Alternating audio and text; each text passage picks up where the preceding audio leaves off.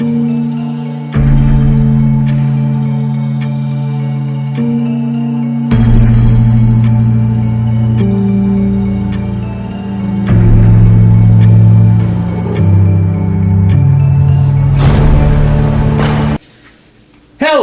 everyone, Phoenix Knight here. Welcome to the channel, and welcome to a new video on the channel.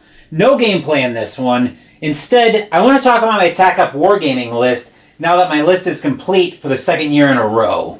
In this video, we're going to rank the 10 games on the list. Just like last year, I gave each score a game of 1 to 10 in 5 different categories.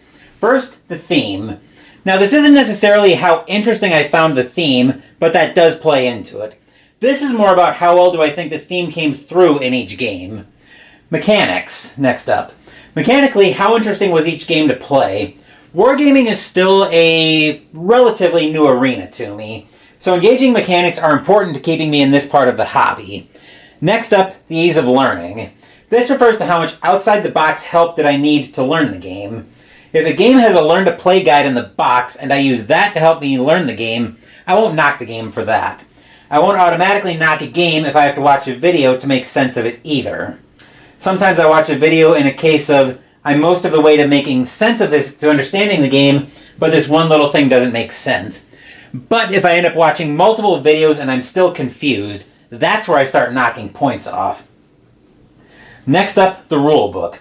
This ties in with ease of learning and that I tend to live in the rulebook while I'm learning a game, but it's different enough that I broke it out separately. If I need to find something while learning a game or while I'm filming a video, I usually need to find it quickly. Here I'm talking about how easy the rulebook is to use and how complete it is.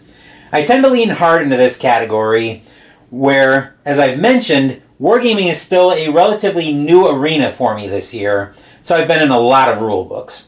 I know rulebooks aren't perfect, but they're supposed to be a good start. Plus, they don't always account for more involved interactions. If I start needing to look outside the rulebook more and more, that's a knock on the rulebook. And the fun factor. Just like it sounds, did I have fun playing the game? This ranking is based on the sum of the 5 values for a maximum total of 50 points. To the surprise of almost no one, no game hit this maximum, but the top 2 to 3 came close. With the methodology of the ranking explained, let's jump into the rankings and we'll start off with number 10.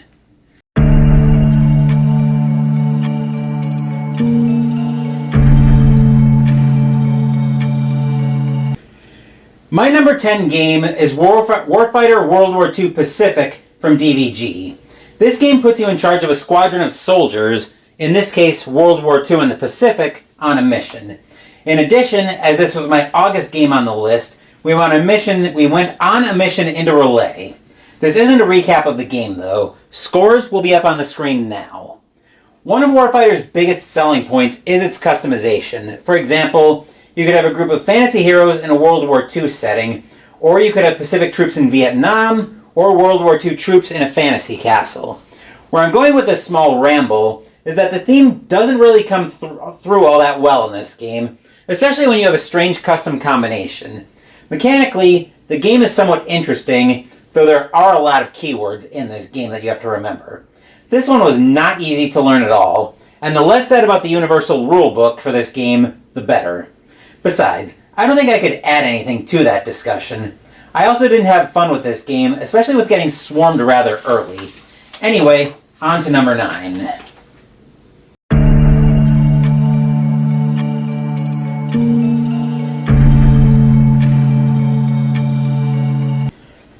My number 9 game is Target for Today from Legion Wargames. This game was on my list last year, but it ranked number 4 on my list last year. This year, it's down 5 spots to number 9. We'll have more on that later. Anyway, in this game, you're put in charge of a bomber in the Allies' air war over Nazi-occupied Europe. There's a very strong narrative focus in this game, and we're trying to last through a 20-something mission campaign. Scores on screen now. The theme definitely came through in this game. The mechanics were very simple to learn, but it also made for a somewhat boring game.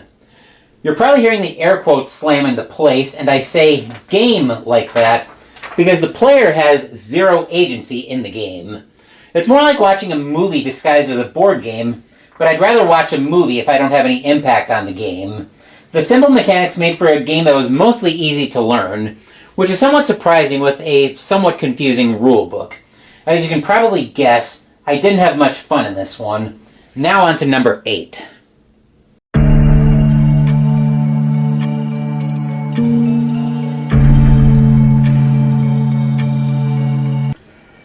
My number 8 game is Fleet Commander Nimitz from DVG. Similar to Field Commander Rommel last year, this time we're in control of Admiral Chester Nimitz over the 4 years of World War II in the Pacific. In our video, we went through the first turn of 1942. Scores are on screen now. I did feel the theme come through in this game. The mechanics were fairly straightforward in this one, and this game was pretty easy to learn. I did need a little bit of outside help to get a hold of this game, and the rulebook was pretty good. I didn't have fun with this one though, and that was due to two main things. The first thing preventing me from having fun with this one was that this game was a sprawling mess. This game took a lot of room on the table, and would also probably make bad streaming content as I'd need a lot of camera cuts in this one. The second thing that kept me from having fun was I started to realize very early that this game was similar to Field Commander Rommel, and that replayability was going to be an issue, since once a map is completed, you really have no incentive, at least in my opinion, to replay the map. And there's another problem that's seemingly inherent with DVG games, but number 7 on the list will address that a bit more.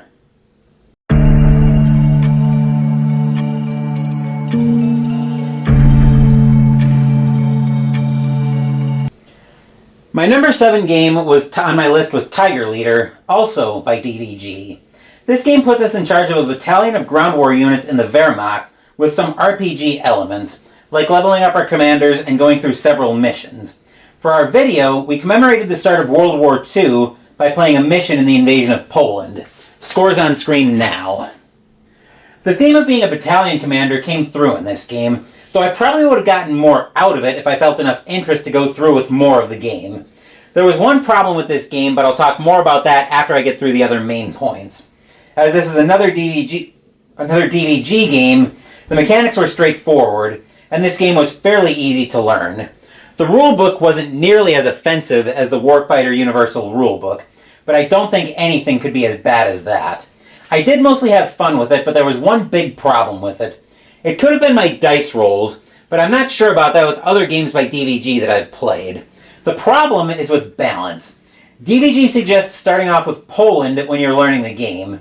The problem with that is that it makes Poland seem like they were on par with the other powers in the war, like Germany, the United States, and the Soviet Union. Learning scenarios are usually easier and designed to help you learn the game, so I think the balance was a real issue in this one. Anyway, let's move on to number 6.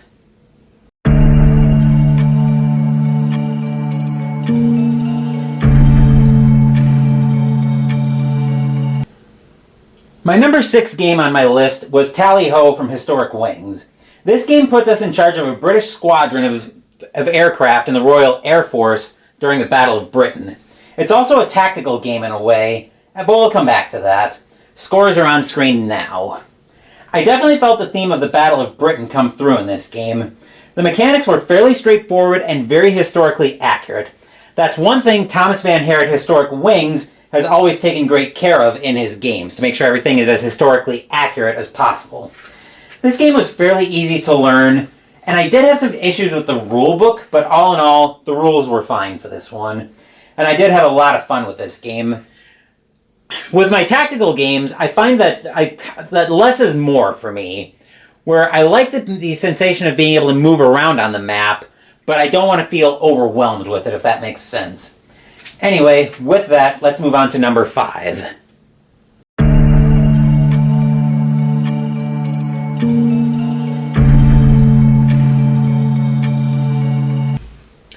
My number 5 game on my list is Mag-23 Guadalcanal, also from Historic Wings.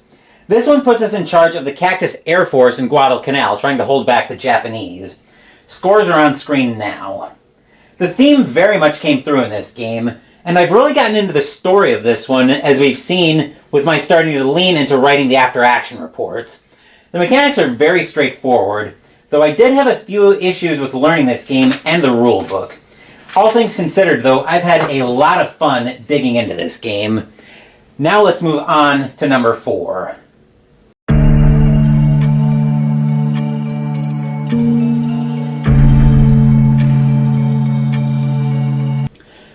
My number 4 game is Space Empires 4X by GMT Games.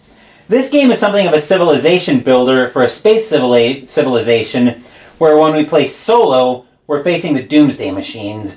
We did come up short in this game, but it was a close one. Scores are on screen now. The theme came through in this game very well.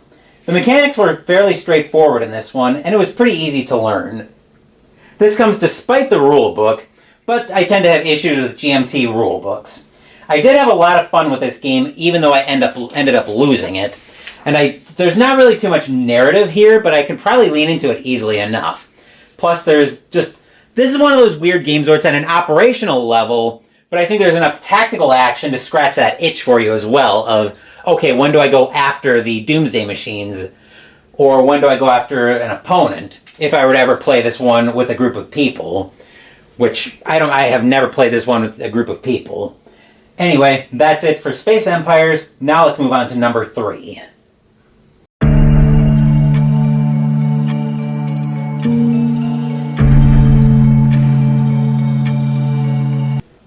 My number 3 game is The Hunters by Consim Press or GMT Games. In this one, we're in charge of a German U-boat during World War II at the start of the war, trying to build up our narrative and sink as much Allied shipping as we can. Scores are on screen now. The theme definitely came through in this one. The mechanics were very easy to learn in this game, and it was very easy to learn. GMT rulebooks are usually pretty bad, but I still had a lot of fun with this game. Now on to number 2.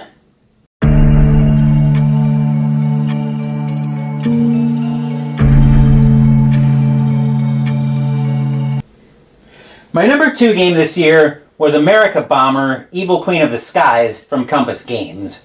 This game puts us in control of one of the America bombers after the Germans have won World War II in Europe in an alternate timeline, and the Germans are turning their attention to the US from a forward base in the Azores from Portugal. Scores are on screen now.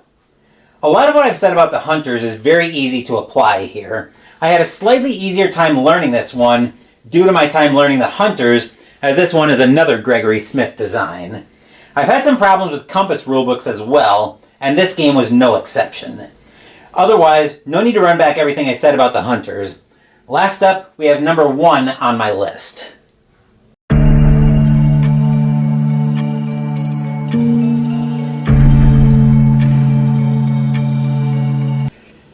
My number 1 game this year for the list was Black Orchestra from Starling Games.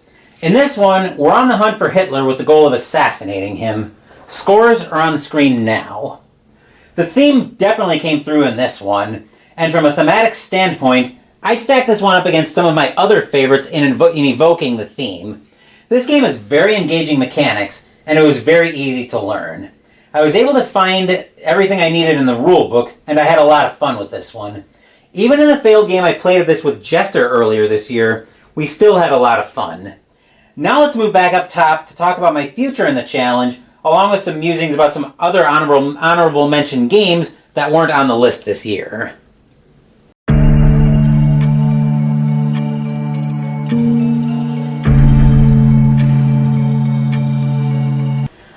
First up, there are 2 other games that I wanted to cast a spotlight on that weren't on the list, but I do want to cast a special spotlight on them. Both of them, though, for very different reasons.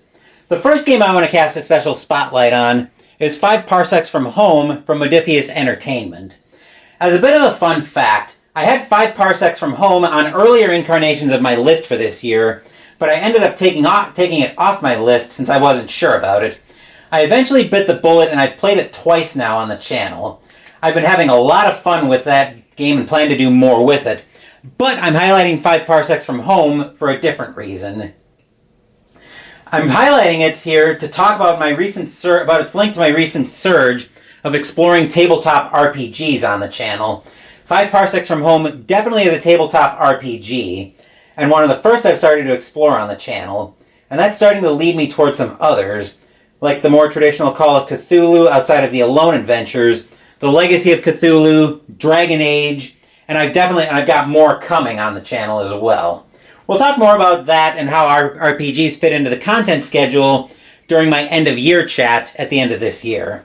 The other game I want to put a special spotlight on is this War of Mine from Awaken Realms. This War of Mine puts us in charge of a group of people trapped in the middle of a war, struggling to survive. This game didn't make the list as I didn't acquire it until earlier this year, when the list was already assembled and started. But the reason I want to highlight this game in particular is due to the perspective it provides. I'll take a quick drink of my Crystal Light before we continue.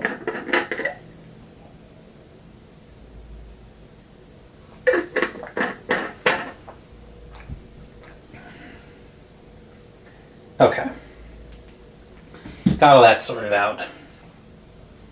So, I've talked about this before, but as a society in general, and wargamers in particular, I think we kind of tend to romanticize war in a little bit, whether it's through movies like Your Enemy at the Gates, Your Saving Private Ryan, even something ancient like 300, something like that.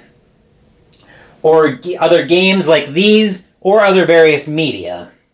We pay a lot of attention to the soldiers, pilots, sub-skippers, or whoever else featured in the game, but I don't think we really give that much attention to the civilians, whether they're stuck in the middle of the war zone or not. The only other game that kind of features civilians in a way is Black Orchestra, but that is a very different way where civilians are featured. Coming back to this War of Mine, this game is good for a different perspective on war, to see what the civilians who are stuck in a war zone have to go through. As I don't want to ramble on too long about that game, let's talk a little bit about my future in the 10-game challenge. There have been several times over the last 2 years that I thought this challenge had served its purpose for me. I took on the challenge the last 2 years for specific reasons. Last year's challenge was my introduction to war games, and this year's was to help me refine what I really like in war games.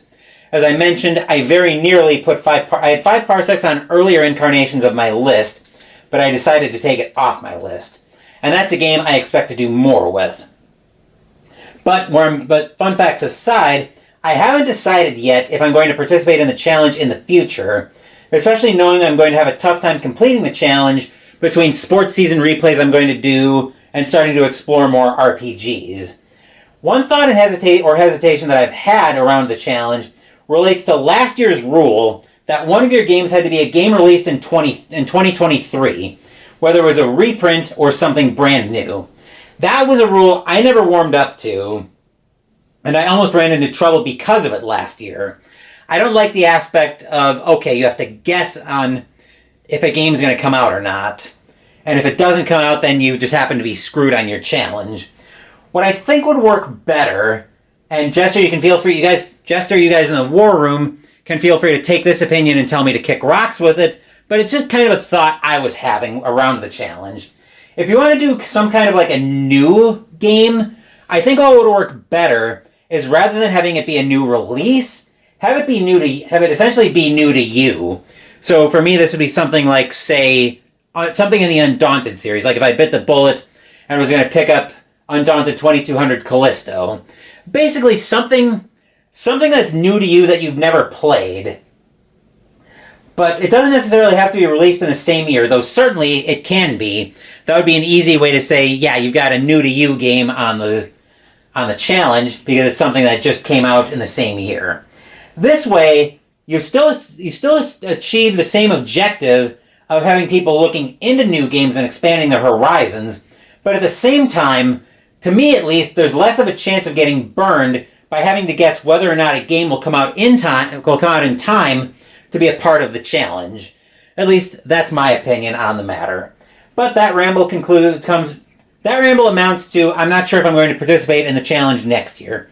But let's wrap this video up. That wraps up this year's 10-game challenge. It's been another great year of games, but now I've got my hands free to continue exploring RPGs and other games, and I've got plenty of those lined up for the rest of the year. As for this week, we have a pretty heavy sports focus on the channel. Wednesday we're playing Title Bout 2 from Straight Jab Media. Next week we're hitting the links for the first of 2 weeks, as we play Appa Golf, and Saturday Mystical Munchies will continue out of the official Disney Parks cookbook with the entree, baked lobster macaroni and cheese. Thank you for watching the video. Please give the video a thumbs up and subscribe to the channel. Be sure to turn on notifications so you get my content. Be well, stay safe, take care of yourselves and your loved ones, and I'll be back with more videos in the future. Until then, take care everyone.